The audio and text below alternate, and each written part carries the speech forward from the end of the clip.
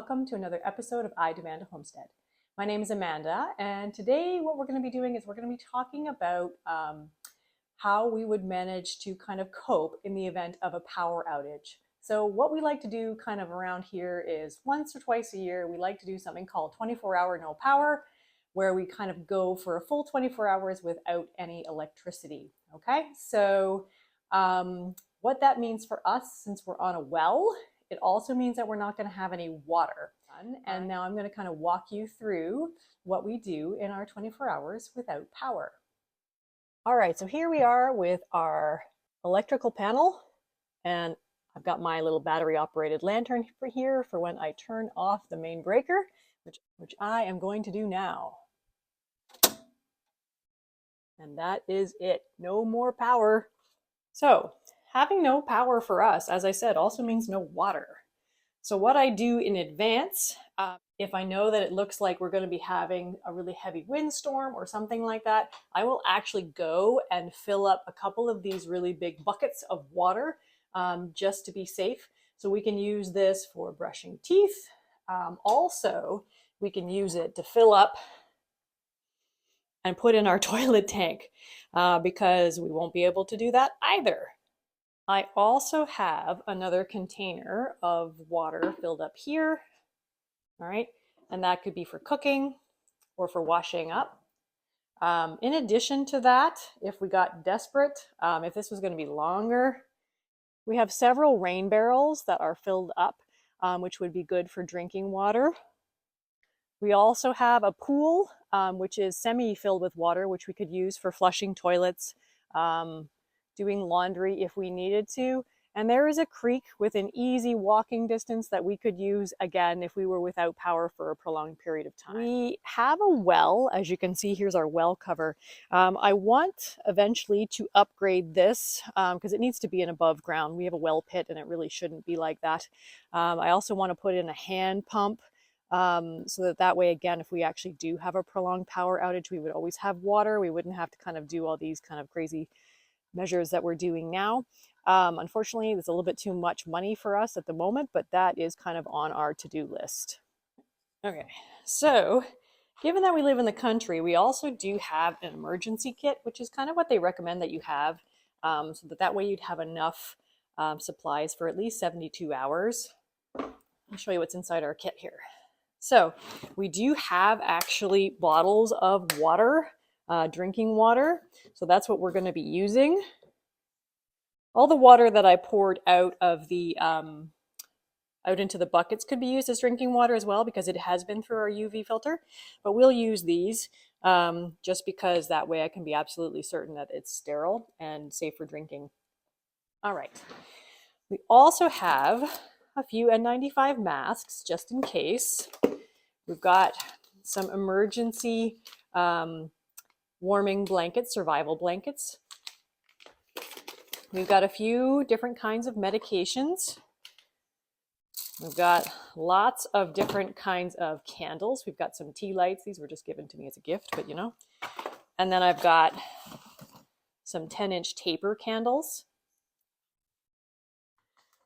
We also have a package of batteries that are somewhere else, and then this is a really cool gadget.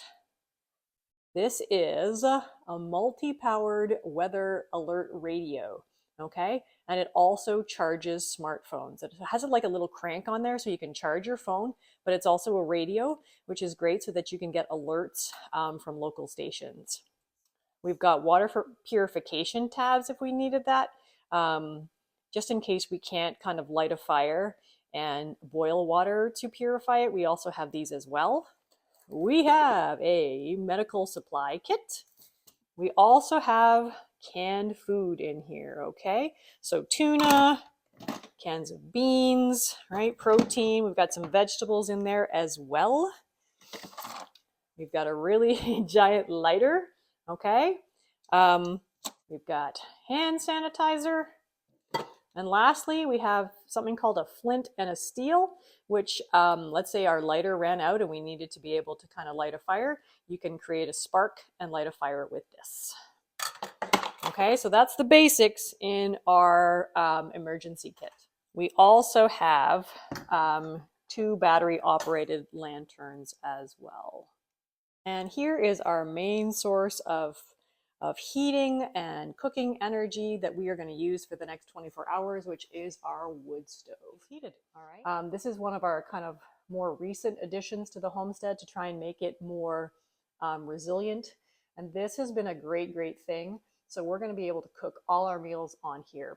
Prior to this, we had emergency propane, which we still do if we wanted to barbecue. We also could cook outside on a campfire. We have the ability to do that, but this is so much more convenient in the cooler temperatures that way we don't have to head outside. Okay, now we're in our basement here. We've got our 2 big chest freezers.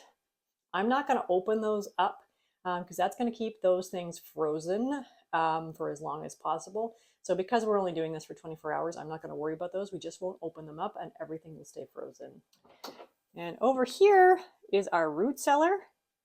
So in here, we've got some squash, we've got fruit apples, we've got all of our pickles, all of our kind of more apples, all of our cellared vegetables, and I've moved our milk and some of our more kind of perishable items from the fridge because this is, let's see if I can, between 5 and 10 degrees Celsius in here. So this is perfect fridge temperatures. If I thought we were going to have a longer power outage, I would move more items from our fridge in here. But again, we're just doing this for 24 hours. And we also have canned goods that we're going to be using as well. And now that we've shown you everything that we have kind of prepared for something like this, now we're going to show you kind of how we actually live, how we cook, how we keep ourselves entertained. This 24 hours without power is something we actually look forward to as a family. Okay, here we go. So I'm just getting dinner going. I've got onions that I've sauteed, and then I'm just kind of browning some ground beef, and we're going to make chili. And on the burner beside, I have got some water that's boiling or starting to boil to make me some tea. Okay, so now we have added some diced tomatoes, some tomato paste, some black beans, and some spices in there.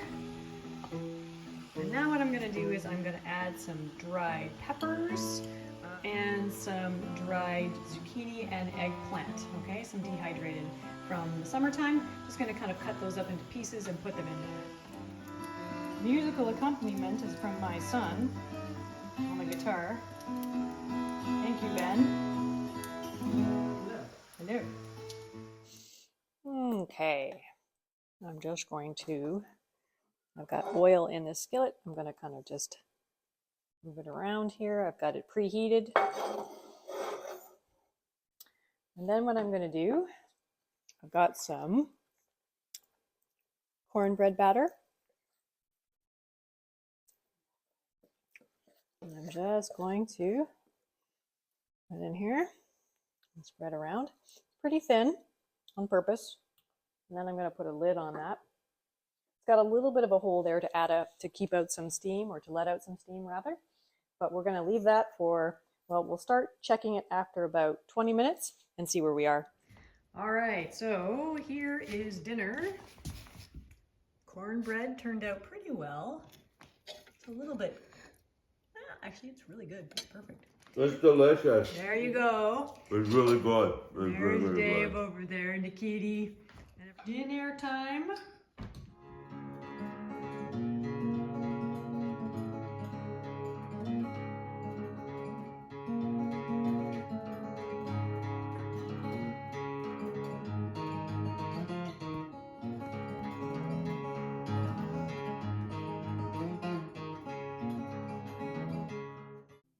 Next morning, wood stove's on, water's boiling for coffee, and Dave is singing. All right, so the power is back on, as you can see, and our kids are happily microwaving something to warm up food instead of having to kind of do that on the wood stove.